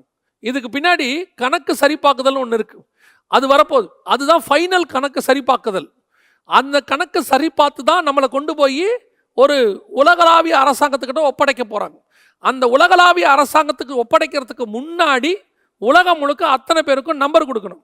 இப்போ கொடுத்துருக்கிற நம்பர் பைலட் மெத்தட் மாதிரி இந்த நம்பரை கொடுத்து நம்ம எல்லாரையும் வாங்க வச்சாச்சு. இப்போ அடுத்து மிச்சம் இருக்கிறவங்களுக்கு சிப்போட கொடுப்பாங்க கார்டு. இப்போ இருக்கிற கார்டில் எதுலையுமே சிப்பு கிடையாது. இந்தியாவில் கொடுக்குற எந்த கார்டுலையும் சிப்பு கிடையாது. வெளிநாட்டு கார்டுகளில் இருக்குது, இந்தியாவில் கிடையாது. அப்படி வரும்போது சிப்போட உங்களுக்கு கார்டு கொடுப்பாங்க மிச்சம் உள்ளவங்க. ஏன்னா அதான் ஃபைனல் அக்கௌண்ட். அந்த ஃபைனல் அக்கௌண்ட்டை எடுத்து கலெக்ட் பண்ணி உங்களை வெரிஃபை பண்ணி நம்மளை கொண்டு போய் என்ன செய்வாங்கன்னா ஒரு ஒன் வேர்ல்டு கவர்மெண்ட், உலகளாவிய, எல்லாமே உலகளாவிய மாறிடும். நீங்கள் உலகளாவியன்னும் போது இப்போ நான் சொல்லும் போது உங்களுக்கு பயமாக இருக்கும், ஓ ஆன்டி கிரைஸ்ட் கவர்மெண்ட்டுன்னு. அவங்க சொல்லும் போது உங்களுக்கு அது ரொம்ப இஷ்டமாக இருக்கும். ஏன் அப்படின்னு கேட்டிங்கன்னா, இந்த உலகளாவிய கவர்மெண்ட்டுன்னு வரும்போது உங்களுக்கு ஒரு உலகளாவிய வைஃபை கொடுப்பாங்க. உலகம் முழுக்க உங்களுக்கு ஒரே ஃபோன் கனெக்ஷன், எங்கே போனாலும் இன்கமிங் ஃப்ரீ, இன்டர்நெட் ஃப்ரீ. இப்போ எப்படி இருக்கீங்களோ இப்போ இந்தியாக்குள்ளே இருக்கிற மாதிரி உலகம் முழுக்க எப்படி இருக்கு யோசிச்சு பாருங்க. கேட்கவே சந்தோஷமாக இருக்குது இல்லையா? இதுதான் ஒன் வேர்ல்டு கவர்மெண்ட். அப்போ உங்களுக்கு எல்லைகள் இருக்காது. அப்போ நீங்கள் எந்த நாட்டுக்கு வேணாலும் போகலாம், எந்த நாட்டுக்கு வேணாலும் வரலாம். ஆன்லைனில் விசா அப்ளை பண்ணிவிட்டு நீங்கள் பாட்டு போகலாம், நீங்கள் பாட்டு வரலாம். ஸோ இப்போ இந்த பேண்டமிக்கு பின்னாடி அப்படி ஒரு வசதி ஒன்று வரும். அந்த வசதி எதுக்காகன்றதை நீங்கள் எப்போவுமே நான் சொல்லுவேன், ஒரு நல்ல தேங்காய் பத்தை அங்கே இருக்குதுன்னா எலி கேர்ஃபுல்லாக இருக்கணும். எதுக்கு இந்த இடத்துல தனியாக ஒரு தேங்காய் பத்தை இருக்குது அப்படின்னா அந்த தேங்காய் பத்தைக்கு பின்னாடி ஏதோ ட்ராப் இருக்குன்னு அர்த்தம். அதே மாதிரி ஒரு ஃப்ரீன்னு ஒன்று சொல்லி உங்களுக்கு உலகளாவிய எங்கே வேணாலும் போகலாங்கிறாங்கன்னா இதுக்கு பின்னாடி என்ன ட்ராப் இருக்குன்னு பார்க்கணும். அந்த ட்ராப்புக்கு முன்னாடி உங்களுக்கு நம்பர் கொடுத்துருவாங்க. நம்பரை கொடுத்துட்டு என்ன செய்வாங்க, உலகளாவிய 16 டிஜிட் நம்பர் வேர்ல்டு வைடு இருக்கும். அப்படி வேர்ல்டு வைடு இருக்கும்போது நீங்கள் எங்கே போனாலும் ஒரே சிட்டிசன் அப்படிங்கிற மாதிரி. இப்போ யூரோப்பாக்குள்ள 28 நாடுகள் ஒரே சிட்டிசன். 28 நாடுகளுக்கு நடுவில் பவுண்டரிஸ் கிடையாது. 28 நாடுகளுக்கு நடுவில் எதுவுமே கிடையாது. அவங்களுக்குள்ள ஒரே கரன்சி. இப்போ நான் அடுத்து அதான் சொல்ல வரேன். இப்போ இந்த ஒன் லாங்குவேஜ் இருக்குது பார்த்தீங்களா, அந்த ஒன் லாங்குவேஜ் தான் டிஜிட்டல். அந்த லாங்குவேஜில் உங்களுக்கு பேர் வச்சாச்சு, அந்த லாங்குவேஜில் கம்ப்யூட்டர் வந்துருச்சு. இப்போ இந்த லாங்குவேஜை சரி பார்ப்பாங்க. எப்படி யோசேப்பு காலத்தில் யோசேப்புக்கும் மரியாளும் பெத்லஹேமுக்கு போய் பெயர் பதிப்பு எழுதும்படிக்கு, குடிமதிப்பு எழுதும்படிக்கு போனாங்க இல்லையா? அதே மாதிரி இப்போ திருப்பி குடிமதிப்பு எழுத சொல்லுவாங்க. எல்லாரும் ஒரு விசை உங்களுடைய ஐசியை கொண்டு வந்து உங்கள் வீட்டில் யார் யாரெல்லாம் இருக்கிறாங்க அப்படிங்கிறத உறுதிப்படுத்துங்கன்னு அடுத்த கணக்கெடுப்பு தொடங்கும். நல்லா எழுதி வச்சுக்கொள்ளுங்க. எதுக்கு சொல்ல வரேன் அப்படின்னு கேட்டிங்கன்னு சொன்னால், இப்போ வீட்டுக்குள்ளே இருந்த பெரியவங்களில் எத்தனை பேர் செத்தாங்க, சின்னவங்க எத்தனை பேர் செத்தாங்க? ஏன்னா ஹாஸ்பிட்டல்லேருந்து திருப்பி கொடுக்கல, அப்படியே அங்கேயே போட்டாச்சு. அப்படி இருக்கும்போது சில ஊர்களெல்லாம் பல்காக கொடுத்துட்டாங்க, அப்படியே எரிச்சாச்சு. சில ஊர்களில் பல்காக புதைச்சாச்சு. ஸோ யார் இருக்கிறா இல்லையான்னு தெரியாது. இந்த பேண்டமிக் எல்லாம் ஓஞ்ச பிறகு அரசாங்கம் ஒரு அனுமதி கொடுக்கும். எல்லா அரசாங்கம், உலக நாடுகள் எல்லாம் சேர்ந்து ஒரு announcement, again you must come and confirm your registration. நீங்கள் ஐசி ரெஜிஸ்டர் பண்ணியிருக்கீங்க இல்லையா, அதை கன்ஃபார்ம் பண்ணுங்க அப்படின்னு சொல்லுவாங்க. இதுதான் யோசேப்பு மரியாள் போய் தன் தேசத்தில் குடிமதிப்பு எழுதுனதுக்கான சமானம். அவங்க எழுதி முடித்தாங்க, இயேசு பிறந்தார். இங்கே எழுதி முடிப்பாங்க, அந்தி கிறிஸ்துவோட ஆட்சி தொடங்கும். இயேசு சபையை எடுத்துப்பார். இயேசு சபையை எடுக்கவும் அந்தி கிறிஸ்து ஆட்சி தொடங்கவும் கரெக்டாக இருக்கும். இப்போ உங்களை என்ன செய்ய போகிறாங்க, இந்த நம்பருக்குள்ள அதுக்கப்புறம் 100% நம்பர் தான் இருக்கும். எந்த லாங்குவேஜை பற்றியுமே இருக்காது, எங்கேயுமே இருக்காது, வெறும் நம்பர் தான் இருக்கும் உங்கள் ஐசியில். எந்த நாட்டுக்கு போனாலும் நம்பர் இஸ் வெரி இம்பார்ட்டண்ட். இப்போது அந்த நாட்டுக்கு போகும்போது உங்களுக்கு ரொம்ப இம்பார்ட்டண்ட்டாக ஒன்று செய்வாங்க. அதை நான் இப்போ இந்த இடத்துல உங்களுக்கு சொல்கிறேன். என்ன செய்வாங்க அப்படின்னு கேட்டிங்கன்னு சொன்னால், இந்தியாவிலேருந்து வரோம், இந்தியா கோவிடில் பயங்கரமாக இருந்துச்சு, இவருக்கு கோவிட் இருக்கா இல்லையா? இல்லை, செக் பண்ணியாச்சு, டெம்பரேச்சர் இல்லை. சரி, டெம்பரேச்சர் இல்லை, ஓகேப்பா, பட் இவருக்குள்ளே அந்த ட்ரேஸ் இருக்கா இல்லையான்னு கண்டுபிடிக்கிறதுக்கு 14 days ஆகும். ஃபார் ஈச் அண்ட் எவ்ரி ட்ராவலரை குவாரண்டைன் பண்ண முடியாது, ஒரு ஊரில் கொண்டு போய் வைக்க முடியாது. அப்போ என்ன செய்யலாம், இவர் தடுப்பூசி போட்டிருக்கிறாரா, 2 டோஸும் 3 டோஸும் போட்டவங்களா இருந்தா அலோ பண்ணலாம் அப்படின்னு சொல்லும் போது, இவர் போட்டாரா இல்லையாங்கிறத எப்படி செக் பண்ணுவீங்க? உடனே அவர் என்ன பண்ணுவார், ஆப்பில் காட்டுவார். ஆப்பில் என்ன இருக்கும், இத்தனாம் தேதி இந்த இடத்துல போட்டோம், இத்தனாம் தேதி இந்த இடத்துல போடலை, செகண்ட் டோஸ் போட்டோம், இப்படி எல்லாமே இருக்கும். அதில் ஒரு சிலர் சர்டிஃபிகேட் கையில் பிரிண்ட் அவுட் சர்டிஃபிகேட் வச்சுருப்பாங்க, சிலர் மொபைலில் வச்சுருப்பாங்க. ஒருவேளை மொபைல் ஆப்ரேட் ஆகலை, இல்லை அவங்க அனுப்பின எஸ்எம்எஸ் வரல, டெலிட் ஆயிடுச்சு, நீங்கள் இமிக்ரேஷனில் நிற்கிறீங்க. இப்போ அந்த மாதிரி இடத்துல என்ன பண்ண முடியும்? உங்களை குவாரண்டைன் பண்ணவும் முடியாது, உங்களை திருப்பி அனுப்பவும் முடியாது. அப்போ அந்த மாதிரி இடத்துல என்ன பண்ணுவாங்க அப்படின்னு கேட்டிங்கன்னா, இ பாஸ்போர்ட் அப்படின்னு சொல்லக்கூடிய உங்களுடைய உடம்புலேயே வேக்சின் போட்டதுக்கான ஒரு அடையாளத்தை கொண்டு வருவார்கள். எப்படி நமக்கு லெஃப்ட் ஹேண்டில் ஒரு முத்திரை இருக்குது பார்த்தீங்களா, இது அன்னைக்கு வேக்சின் போட்டதுக்கான முத்திரை. இதுவும் ஒரு வகையான தடுப்பூசி தான். இப்போ அடுத்த தடுப்பூசி வரப்போகுது, ஏற்கனவே லெஃப்டில் போட்டாச்சு, அடுத்து எங்கே போடணும், ரைட்டில் போடணும். ரைட்டில் போடும்போது இந்த இ பாஸ்போர்ட், அதாவது வேக்சின் போட்டாரா இல்லையாங்கிறதையும் நார்மல் பாஸ்போர்ட்டையும் இணைச்சி எல்லாத்தையுமே டிஜிட்டலாக மாற்றுவாங்க. அப்படி டிஜிட்டலாக மாறும்போது அத்தனையும் உங்கள் கைக்குள்ளே கொண்டாந்துருவாங்க. இந்த கைக்குள்ளே போனவுடனே நீங்கள் நேராக ஒரு நாட்டுக்கு போகிறீங்க, உங்கள் கையை காட்டுறீங்க, இல்லை உங்கள் நெத்தியை காட்டுறீங்க. நீங்கள் காட்ட மாட்டேன்னு சொல்ல மாட்டீங்க, ஏன்னா இப்போ நீங்கள் காட்ட தொடங்கிட்டீங்க. இப்போவே என்ன பண்ணுறீங்க, போகிற இடத்துலலாம் கையையும் நெத்தியும் காட்டுற இடத்துக்கு நீங்கள் வந்துட்டீங்க. டீஃபால்ட்டாக அது உங்களுடைய ஜீனுக்குள்ளே ஏறிடுச்சு, இப்போ உங்கள் மைண்டுக்குள்ளே ஏறிடுச்சு. நீங்கள் காட்டிட்டு போகணுங்கிறது ரொம்ப நார்மல். அது உங்களுக்கு குற்றமாக தெரியல. உங்களுக்கு தெரியுமா, வலது கையில் நெத்தியிலையும் முத்திரை இருக்கா இல்லையான்னு பார்க்கறதுக்கான ஒரு பைலட் மெத்தட் தான் அது. ஆனால் அதோட உணர்வு உங்களுக்கு ஏதாவது இருக்கா? உங்களை பொறுத்த வரைக்கும் டெம்பரேச்சர் பார்க்குறோம். இதுவே நாளைக்கு பின்னைக்கு என்னவா மாறப்போகுது, அப்படியே உங்களுக்கு வேக்சின் போட்டாங்களா இல்லையாங்கிறத கண்டுபிடிக்கிறதுக்கு இப்போ டெம்பரேச்சர் இருக்கா இல்லையான்னு கண்டுபிடிக்கிறாங்க. நாளைக்கு வேக்சின் போட்டாங்களா இல்லையான்னு கண்டுபிடிக்கிறதுக்கு இதாவது தடுப்பூசி. நாளைக்கு இன்னொன்று வரும், க்யூரபிள், அதுக்கான மெடிசன் ஒன்று வரும். அந்த மெடிசனை கண்டிப்பாக நீ போட்டிருக்கணும். அந்த மெடிசன் போட்டவங்க தான் எங்கள் நாட்டுக்கு வரலாம். இப்போவே சில நாடுகள் அனௌன்ஸ் பண்ணியிருக்கு, ஒரு 10 நாடுகள் அனௌன்ஸ் பண்ணியிருக்கு 2 டோஸும் போட்டவங்க எங்கள் நாட்டுக்கு வரலான்னு. இஸ்ரேல், யுஎஸ் சொல்லியிருக்கு 70% மக்கள் நீங்கள் தடுப்பூசி போட்டாங்க, இனிமேல் நீங்கள் மாஸ்க் இல்லாமல் வெளியே போகலாம் அப்படின்னு சொல்லியிருக்கு. ஃப்ரான்ஸ் போன்ற நாடுகள் மேற்கு அப்புறம் ஜனங்கள் வெளிநாட்டுக்கு போகிறதுக்கு பர்மிஷன் கொடுக்குது. ஸோ கொஞ்சம் கொஞ்சமாக இந்த தடுப்பூசி வருது. ஆனால் இது போட்டாச்சுங்கிறதுக்கு என்ன கன்ஃபர்மேஷன்? அதுதான் உங்கள் வலது கைக்கும் நெத்திக்கும் ஒரு சிப்பாக மாறப்போகுது. இதை பற்றி நம்ம நிறைய சொல்லிட்டோம். ஸோ இந்த பேண்டமிக்கோடைய உச்சம் முடிவடையும் போது, இது இப்போ உச்சத்தில் இருக்குது, உச்சம் முடிவடையும் போது இந்த மாதிரி ப்ராசஸை ஆரம்பிப்பாங்க. எந்த மாதிரி ப்ராசஸ்? நீங்கள் எல்லாரும் இந்த ஐடி கார்டை சரிபார்க்க தொடங்கணுன்ற ப்ராசஸை ஆரம்பிப்பாங்க. நீங்கள் எல்லாரும் போய் உங்கள் யார் யாரெல்லாம் வீட்டில் இருக்கீங்க, யார் யாரெல்லாம் இல்லை, யார் யாரெல்லாம் இந்த பேண்டமிக்கில் இறந்துட்டாங்கங்கிறத கன்ஃபார்ம் பண்ண வேண்டிய இடத்துக்கு தள்ளப்படுவீர்கள்.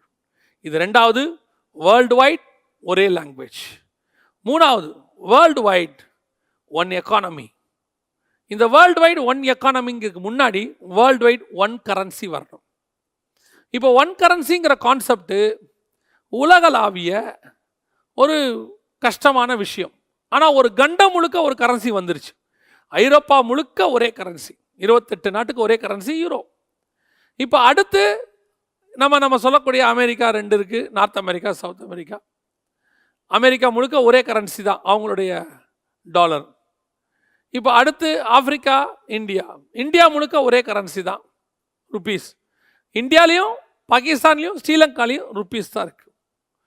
ஸோ இப்போ எல்லாம் சேர்ந்து என்ன பண்ண போகிறாங்க அப்படின்னு கேட்டிங்கன்னா, ஒன் கரன்சி, உலகம் முழுக்க ஒரே கரன்சி. இப்போ கரன்சிக்குள்ளே ஏற்றத்தாழ்வு இருக்குது. உதாரணமாக இந்தியா பணம் ஸ்ரீலங்காவுக்கு பணம் 1.5 மடங்கு. இங்கே நம்ம 100 ரூபா கொடுத்தா அங்கே 150 ரூபா கொடுப்பாங்க. அந்த மெத்தட் மாற்றப்பட்டு ஸ்ரீலங்காலே 100 ரூபா, இந்தியாவிலே 100 ரூபா, பாகிஸ்தான்லேயே 100 ரூபா அப்படின்னு சொல்லிட்டாங்கன்னா, இப்போ இந்த கரன்சிங்கிறது எல்லா நாட்டுக்கும் ஒரே கரன்சி. இப்போ அதே மாதிரி 1 யூரோ, அதே தான் இந்தியாவில் 1 ரூபா, அதே தான் அமெரிக்காவில் $1, அதே தான் யூகேல 1 பவுண்டு அப்படின்னு சொல்லியாச்சின்னு சொன்னால், அதற்கு பிறகு இந்த தனித்தனி கரன்சி தேவையே படாது. உலகம் முழுக்க ஒரே கரன்சி வரும். அன்னைக்கு ஒரே கரன்சியாக யூரோ இருக்கும். So world wide one currency வரும். ஒன் கரன்சி வரும்போது அந்த கரன்சி இல்லாமல் வாங்கவும் விற்கவும் கூடாதபடிக்கு செய்தது. அதில் இன்னொன்றும் இருக்கு. இப்போ அதுக்கான ஒரு முயற்சி தான் நம்ம பார்த்துட்ருக்குறோம். முந்தி ஒவ்வொரு நாட்டுக்கு தனித்தனி டேக்ஸ், நம்ம எல்லாருக்கும் தெரியும், தனித்தனி டேக்ஸ் இருந்துச்சு. இந்தியாவில் கூட உங்களுக்கு சேல் டேக்ஸு, சர்வீஸ் டேக்ஸு, அப்புறம் வந்து இன்கம் டேக்ஸ் இப்படி இருக்கும். அதுக்கப்புறம் வேட் வந்துச்சு. வேட் கழித்து இப்போ நமக்கு ஜிஎஸ்டி வந்திருக்கு. இந்த ஜிஎஸ்டி என்பது உலகளாவிய டேக்ஸ். 0 to 28%. நீங்கள் உங்கள் நாட்டில் உள்ள எல்லா பொருளுக்கும் இந்த 0 to 28% கொண்டாந்துக்கலாம். ஸோ உலகளாவிய டேக்ஸ். இந்த உலகளாவிய கரன்சி வரும்போது உலகளாவிய டேக்ஸும் வரும். அப்போது world wide one tax, one currency, one language, one leader, எல்லாம் பக்கா அற்புதமாக ஒன் வேர்ல்டு கவர்மெண்ட்டுக்கு உலகம் பக்காவாக ரெடி ஆகிய தொடங்கிருச்சு. இதெல்லாம் இனி அடுத்து நடக்க வேண்டியது. இப்போ நம்ம பார்க்குறதெல்லாம் கொரோனாக்கு அப்புறம் இதெல்லாம் ஈஸியாக நடக்கும். இந்த பேண்டமிக் வந்து பல தீமைகளையும் செஞ்சுருக்கு, சில நன்மைகளையும் செய்ய போகுது. அதுதான் இது. இப்போது உலகம் முழுக்க ஒரு கரன்சி வந்தாச்சு அப்படின்னு சொன்னால் ஏற்றத்தாழ்வே இருக்காது. ஏற்றத்தாழ்வே இல்லாமல் உலகம் ஃபுல்லாக ஒரே கவர்மெண்ட் நடக்கும்போது அந்த ஒரு கவர்மெண்ட் நடத்துகிறவனை அவர்கள் கடவுளாக ஏற்றுக்கொள்வார்கள். இந்த மாதிரி ஒரு கவர்மெண்ட்டை தான் யூதர்கள் எதிர்பார்க்குறாங்க. அவனை அவர்கள் மேசியாவாக ஏற்றுக்கொள்வார்கள். இப்போ யோசிச்சு பாருங்க, உலகம் ஃபுல்லாக ஒரே கவர்மெண்ட், உலகம் ஃபுல்லாக ஒரே கிங், உலகம் ஃபுல்லாக ஒரே கரன்சி. இந்த ஒரு கரன்சி மட்டும் கொண்டாந்துட்டானா அதுக்கப்புறம் அவனை ஈஸியாக கடவுளாக ஏற்றுக்கொள்வார்கள் ஜனங்கள். காரணம் என்ன? அவன் வேர்ல்டு வைடு ஒரு கரன்சி கொண்டு வந்த உடனே கொஞ்சம் எமோஷனல் நாடுகள், இந்தியா போன்ற நாடுகள் அவர் தான் கடவுள்னு சொல்லும். இப்போ இஸ்ரேல் போன்றவர்கள் அவர் தான் மேசியான்னு சொல்லுவாங்க. இப்போ கடவுள் நம்பிக்கை இல்லாதவங்க அவன் தான் பெஸ்ட் ரிஃபார்மர் அப்படின்னு சொல்லுவாங்க. ஆக மொத்தம் ஏகோபித்த பாராட்டு உலகம் முழுக்க அவனுக்கு கிடைக்கும். அவனை ஒரு தலைவராக, ஒரு ராஜாவாக உலகம் அனைத்தும் ஏற்றுக்கொள்ளும். இது நடக்க தொடங்கும். இது ஒன் வேர்ல்ட் கவர்மெண்ட்டோடைய உச்சம். இப்போ அவனை ஒன் தலைவராக ஏற்றுக்கொண்ட அடுத்த ஸ்டெப்பு அவனை தெய்வமாக பார்க்க தொடங்குவார்கள். அவன் தன்னைத்தானே தேவன் என்று காண்பிக்கிறவன். எப்போவும் நல்லா கவனிங்க, நீங்கள் நிறைய ராஜாக்களை பாருங்கள், ஆரம்பிக்கும் போது அவங்களுக்கு பயங்கர தாழ்மை இருக்கும். யாராவது ரொம்ப புகழ்ந்தால் ரொம்ப புகழாதீங்க அப்படிம்பாங்க. காலில் விழ வந்தால் காலில் விழாதீங்கம்பாங்க. மரியாதை செலுத்தினா மரியாதைலாம் செலுத்தாதீங்க, நானும் உங்களை மாதிரி ஒரு சாதாரண மனுஷன்தான் அப்படிம்பாங்க. ஆனால் அவர்கள் எல்லோராலும் ஏற்றுக்கொள்ளப்பட்டு உச்ச நிலையை அடைந்து அவருக்கு ஈக்குவலாக தலைவர் இல்லைங்கிற ஒரு தன்மை வரும்போது ஆட்டோமேட்டிக்காக அந்த ஆன்டி கிரைஸ்டோட ஸ்பிரிட் வந்து உட்காரும். உட்கார்ந்த உடனே அவர்கள் எல்லாரும் காலில் வந்து விழும்போது அமைதியாய் நிற்பார்கள். எல்லாரும் வந்து அவரை பயங்கர புகழ்ச்சியாக பேசும்போது அதை ரசிப்பாங்க. எப்போ உன்னை புகழ்ச்சியாக பேசும்போது நீ ரசிக்கிறியோ நீ விழுந்துட்டேன்னு அர்த்தம். நான் சொல்லுவேன், தன்னையும் பர்ணபாவையும் புகழ்ந்த போது அவன் என்ன செஞ்சானா வஸ்திரத்தை கிழித்து கொண்டான் இருக்கு. என்ன இயேசுவே கவனிங்க, நல்லவரேன்னு ஒரு வார்த்தை சொன்னதுக்கு இம்மிடியேட்டா சொல்றாரு, என்னை நல்லவன் என்று சொல்வானே. கடவுள் தான் ஏன் நல்லவர், நீ ஏன் என்ன நல்லவருங்கிற? அந்த புகழ்ச்சிக்கு எப்பவுமே இடம் கொடுக்க கூடாது. அந்த புகழ்ச்சியினுடைய உச்சம் தான் வீழ்ச்சி. இப்போ நீங்க ராஜாவா உட்காரும் போது அவன் அத்தனை பேரும் புகழ்வாங்க. புகழ்ந்து அவன் உலகத்தில் செஞ்சதெல்லாம் மிகப்பெரிய ரிஃபார்மேஷன். என்ன ரிஃபார்மேஷன்? உலகம் முழுக்க ஒன் கரன்சி, உலகம் முழுக்க ஒரு டேக்ஸ் சிஸ்டம், உலகம் முழுக்க ஒரே ரிலிஜியன், எல்லாத்தையும் கொண்டு வருவான். கொண்டாந்துட்டு அந்த ரிலிஜியனுக்கு தன்னைத்தான் தலைவராக காண்பிக்க தொடங்குவான். தன்னை தலைவராக காண்பிக்க தொடங்கும் போது தான் இப்போ எல்லாருக்கும் ஒரு சந்தேகம் வரும். குறிப்பாக யூதர்கள்லேயும் 1,44,000 பேருக்கு மட்டும் அந்த சந்தேகம் வரும். என்ன வரும்? இவனை உலகமே கடவுள்னு சொல்லுது, இவன் அந்த மகிமையை கடவுளுக்கு கொடுக்காம தனக்கு நேராக திருப்புறானே. இதுதான் ஆன்டி கிரைஸ்டோடைய அப்பா, பிசாசோடைய சுபாவம். எல்லா துதிகனை மகிமையும் அவருக்கு போகும்போது அவன் நினைச்சான் என்னையும் எல்லாரும் துதிக்கணும், நான் ஆராதனை கூட்டத்துக்கு தலைவனாவேன், அவனும் பெரியாள் ஆகணும்னு நினைச்சான். இப்போ என்னாச்சு? அவன் தள்ளப்பட்டான். அவன் பையன் அதே காரியத்தை விரும்புவான். எல்லாரும் தன்னை வணங்கணும், எல்லாரும் தன்னை புகழணும். அந்த புகழ்ச்சியை கேட்கறது அது ஒரு வகையான மாயை, அது ஒரு வகையான போதை. யாராவது புகழ்ந்தாங்கன்னா உடனே உங்கள் உடம்பு கூச்சணும், உடனே உங்கள் உடம்புல நீங்கள் உடனே சொல்லணும், இல்லைப்பா நான் அப்படி இல்லை, எல்லாம் கர்த்தருடைய கிருபை தான், நீ என்னை புகழாத அப்படி. ஏன்னா வெள்ளிக்கு குகையும் பொண்ணுக்கு புடமும் மனுஷனுக்கு புகழ்ச்சியுமே சோதனைன்னு இருக்கு. இவன் அந்த புகழ்ச்சியை அக்செப்ட் பண்ணிக்கொள்வான். அக்செப்ட் பண்ணிக்கொண்டு தன்னை ராஜாவாக பிரகடனப்படுத்தி அன்னைக்கு ஒன் வேர்ல்டு கவர்மெண்ட் உலகம் முழுவதும் ஸ்தாபிக்கப்படும். கடைசியாக ஃபார்ம் பண்ண போகிறது ஒன் ரிலீஜியன். அந்த ஒன் ரிலீஜியன் என்ன? உலகம் முழுக்க ஒரே கடவுள், அந்த கடவுள் அவன்தான். இதுக்கு 2 முக்கியமான வசனம் இருக்கு. தானியேல் புஸ்தகம் 11ஆம் அதிகாரம் 37வது வசனத்தில் அவன் எந்த தேவனை மதியாமலும் ஸ்ரீகளின் சிநேகத்தையும் எந்த தேவனையும் மதியாமலும் அரண்களின் தேவனை தன் ஸ்தானத்திலே கனம் பண்ணி தன்னைத்தான் தேவன் என்று காண்பிக்கிறவனாயும் இருப்பான். இதுதான் எக்ஸ்ட்ரீம் லெவல். அப்படி அவன் காண்பிக்கும் போது அவன் அற்புத அடையாளங்களையும் செய்வான்னு பைபிள் சொல்லுது. வெளிப்படுத்தல் 13:13 வானத்திலிருந்து அக்கினி இறங்கத்தக்கதாக பெரிய அற்புதங்களை செய்தது. அடுத்து வெளிப்படுத்தல் 16:12 முதல் 14 வசனத்தில் வேதம் தெளிவாக சொல்லுது, அது அற்புதங்களை செய்கிற பிசாசின் ஆவிகள் அப்படின்ட்டு. அப்போ என்ன ஆகும்? தன்னை ஒரு மாயையாக பொய்யாக காட்டி தன்னை ஒரு தேவனாக அவன் பிரகடனப்படுத்துவான். அப்போ உலகம் முழுக்க ஒன் கவர்மெண்ட், உலகம் முழுக்க ஒன் டாக்ஸ் சிஸ்டம், உலகம் முழுக்க ஒரே பண மதிப்பு, உலகம் முழுக்க ஒரே லாங்குவேஜ் எல்லாம் இருக்கும்போது உலகம் முழுக்க ஒரே காட் இருப்பான். அந்த காட் இவனாக இருப்பான். அப்போ உலகத்தில் உள்ள பெரும்பான்மையானவர்கள் இவனை ஏற்றுக்கொள்வார்கள். ஒரு சில கூட்டம் ஏற்றுக்கொள்ளாது. அவர்களுக்கு தான் உபத்திரவம் தொடங்கும். உபத்திரவம், மகா உபத்திரவம் தொடங்கும். இப்போ கர்த்தர் சொன்னபடி ஒன் வேர்ல்டு கவர்மெண்ட்டுக்கு எல்லாம் ரெடியாக இருக்கு. இப்போ இது மட்டும் இல்லை, உங்களுக்கு தெரிஞ்சபடியே நிறைய விஷயங்கள் உங்கள் கண்களுக்கு முன்பாக நடக்குது. நீங்கள் எந்த அளவுக்கு அதை கவனிச்சிங்கன்னு தெரியாது. ஒரு 10 வருஷத்துக்கு முன்னாடி ஸ்கூல் பஸ் எதுவுமே எல்லோ கலர் கிடையாது, ஒவ்வொன்றும் ஒவ்வொரு கலரில் இருக்கும். இப்போ உலகளாவிய ஸ்கூல் பஸ் ஒன் கலர். அதே மாதிரி அந்த ஒரு 10 வருஷத்துக்கு முன்னாடி எல்லா 10 20 30 வருஷத்துக்கு முன்னாடி எல்லா ஹைவேஸும் இந்த மாதிரி பச்சை கலர் போர்டு கிடையாது. அது ஒவ்வொரு இடத்துக்கு ஏற்ற மாதிரி மாறும். இப்போ வேர்ல்டு வைடு போனீங்கன்னா எல்லாமே க்ரீன் கலர் போர்டு. அது மட்டும் இல்லை, ஷாப்பிங் மால்ஸ், அதில் கிடைக்கிற பொருட்கள் எல்லாம் பார்த்தீங்கன்னா உலகளாவிய எல்லா நாட்டிலையும் ஒரே மாதிரி இருக்கும்.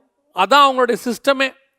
World wide one government, one country, one currency, கடைசியாக ஒன் லா வரும். ஒரு லா போடுவாங்க, அந்த லா எல்லாரும் கீழ்ப்படியணும். அமெரிக்காவிலேருந்து ஒரு லா போட்டால், இங்கிலாந்துலேருந்து ஒரு லா போட்டால் அது இந்தியாவை பாதிக்கும். 1947 அதே தான் இப்போது செய்ய போகிறான் ஒரு சர்வாதிகாரி. செய்து உலகம் முழுக்க ஒரு லா, உலகம் முழுக்க ஒரு ரிலிஜன், அதை தவிர வேறு யாருமே வணங்கக்கூடாது. அப்படி வணங்கினால் மிகப்பெரிய ஆபத்து அரசாங்கத்தினால் வரும் அப்படின்னு சொல்லுவாங்க. ஸோ ஒன் வேர்ல்டு கவர்மெண்ட்டுக்காக எல்லாமே ரெடி, அத்தனையும் ரெடி. பெரிய காரியங்களும் ரெடி, சின்ன காரியங்களும் ரெடி. இப்போ ரெடியாக வேண்டியது யார்? இதில் தயாராக வேண்டிய ஆட்கள் யார் அப்படின்னு கேட்டிங்கன்னா, வசனம் தெளிவாக சொல்லுது, தாமதிக்கிறார் என்று சொல்லுகிறவர் தம்முடைய வாக்கு தத்தத்தை குறித்து தாமதமாக இராமல் எல்லாரும் மனம் திரும்ப வேண்டும் என்று நம்மேல் நீடிய பொறுமை உள்ளவராக இருக்கிறார். அதோட அர்த்தம் என்ன அப்படின்னு கேட்டிங்கன்னா, கர்த்தர் தாமதிக்கிறதுக்கு காரணம் உலகம் இல்லையாமா, நிறைவேற வேண்டிய ப்ராஃபசிஸ் இல்லையாமா. அவர் தாமதிக்கிறார்னு நினைக்கிறது யாருன்னா சர்ச்சை. நம்மளை ஒரு கல்யாணத்தில் மாப்பிள்ளை தான் ஃபஸ்ட்டு வருவார், அவருக்கு முன்னாடி கொயர் டீம் வந்துடும், அவருக்கு முன்னாடி பாஸ்டர் வந்துடுவார், ஜனங்க வந்துடுவாங்க. ஆனால் மணவாட்டி மட்டும் வராது. எங்கே மணவாட்டி? அது ஆயத்தம் பண்ண போயிருக்கு, அழகு பண்ண போயிருக்கு. அப்போ ஆயத்தம் பண்ண அழகு பண்ண போகும்போது பல நேரங்களில் மணவாளன் காத்திருந்து கதவை தட்டிட்டு போயிடுறார். இப்போ ஆண்டவர் 2000 வருஷமாக கதவை தட்டிக்கிட்டே தான் நிற்கிறார். ஏன்? 2000 வருஷத்துக்கு முன்னாடி சபைக்கு எழுதும் போது வெளிப்படுத்துகிற விசேஷத்தில் அப்பயே எழுதிட்டார், இதோ நான் வாசப்படியில் நின்று கதவை தட்டுகிறேன். அன்னைக்கு சபைக்கு மணவாட்டிக்கு கதவை தட்டின ஆண்டவர் இன்ன வரைக்கும் தட்டிக்கிட்டு இருக்கிறார். உன்னத பாட்டு சொல்லுது, கதவை தட்டின நேசர் திரும்பி போய்விட்டார். ஏன் கதவை திறக்கல? இன்னைக்கு அதான் சபையினுடைய நிலைமை. இன்னைக்கு வெளியே எல்லாம் ரெடி ஆகிருச்சு ஒன் வேர்ல்டு கவர்மெண்ட்டுக்கு. அவங்க வெயிட் பண்ணுறது யாருக்காக? மணவாட்டி இங்கே மேலே போச்சுன்னா அவங்களுடைய ஆட்சியை ஆரம்பிச்சிடலாம். ஆனால் மணவாட்டி போன பாடா தெரியல. ஏன்? மணவாட்டி இன்னும் அலங்காரத்தை முடிக்கலை. மணவாள் ஒரு குறிப்பிட்ட நேரம் வரைக்கும் தான் காத்திருப்பார், அதுக்கப்புறம் காத்திருக்கிறவர்களை அழைத்து கொண்டு போய்விடுவார். இன்னைக்கு உங்களுக்கு இவ்வளோ சத்தியங்கள், செய்தி ஆன்லைன் வழியாக அநேகர் உங்களுக்கு சொல்லுகிறார்கள். இப்போ எல்லாம் ஆயத்தமாயிருச்சு, ரெடி ஆயிடுச்சு. நாம் என்ன செய்ய போகிறோம்? அதான் ரொம்ப முக்கியம். அவங்க ஒரு பக்கம் உலகத்துக்கு ஆயத்தம் பண்ணிட்டு இருக்கிறாங்க, ஒரு பக்கம் பரலோகம் ஆயத்தமாகுது. இதெல்லாம் ஒரு பக்கம் நமக்கு பரலோகம் சொல்லியும் கொடுக்குது. இதெல்லாம் சொல்லி கொடுத்துட்டு பரலோகம் எதிர்பார்க்கறது என்ன தெரியுமா? சொல்லி கொடுக்குறோம் சரி, நீ எந்த அளவுக்கு ஆயத்தப்பட்டிருக்கிற, நீ எந்த அளவுக்கு ஜனங்களை ஆயத்தப்படுத்திக்கிட்டு இருக்கிற? இந்த கடைசி காலத்தில் நீங்கள் செய்ய வேண்டிய முக்கியமான 2 காரியம் என்னவென்று சொன்னால், ஒன்று ஆயத்தப்படுவது, இன்னொன்று ஆயத்தப்படுத்துவது. இன்னைக்கு ஆயத்தப்படவும் குறைவாக இருக்குது, ஆயத்தப்படுத்துதலும் இல்லாமல் போயிடுச்சு. நாம் இந்த கன்வென்ஷனுடைய 1ஆம் நாளில் நம்ம ஜெபம் பண்ணி இந்த 1ஆம் நாள் கூட்டத்தை முடிக்க போகிறோம். அதுக்கு முன்பாக நான் ஒன்று சொல்லுகிறேன், இது கேட்கறதுனால மட்டும் பிரயோஜனம் இல்லை, இதன்படி நீங்கள் செய்யணும். ஒரு நாளைக்கு ஒருத்தருக்காவது ஆண்டவரை பற்றி சொல்லணும், நீங்களும் ஆயத்தமாகணும். நம்ம ஜெபம் பண்ண போகிறோம். எல்லாம் கண்களை மூடி தேவ சமூகத்தில் ஆண்டவரை நோக்கி பார்க்க போகிறோம். சர்வ வல்லமையுள்ள எங்கள் தகப்பனே, இந்த அருமையான நேரத்திற்காக உமக்கு ஸ்தோத்திரம். மகிமையுள்ள கரத்தில் தாழ்த்துகிறோம், பொறுப்பெடுத்துக்கொள்ளும். அப்பா, நீர் வருகிற காலம் சமீபமாயிற்று, நீர் வருகிற காலம் சமீபமாயிற்று. எல்லாம் மாறிக்கிட்டே வருது. இனி எங்கள் பேரே நாங்கள் வச்சது கிடையாது ஆண்டவரே, எங்கள் இஷ்டத்துக்கு நாங்கள் கூப்பிட்டுக்கலாமே ஒழிய, ஸ்கூலை பொறுத்த வரைக்கும் எங்கள் பிள்ளைகளுடைய பேர் வேற. இன்னைக்கு இந்த கடைசி காலத்தில் எல்லாம் மாறிக்கிட்டு இருக்கு. இனி மாறாதது உங்களுடைய வருகை மட்டும்தான். இந்த வருகைக்கு நாங்கள் ஆயத்தப்படவும், உம்மை சந்திக்கவும் ஆண்டவரே, அந்த வரப்போகிற அந்த நிமிஷத்தை தவற விடாதபடிக்கு நாங்கள் ஒவ்வொரு நாளும் காத்திருக்கிறவர்களாய் மாற எங்களுக்கு கிருபை பாராட்டும். எங்கள் ஆண்டவர் இயேசுவின் நாமத்தில் பிதாவே, ஆமென்.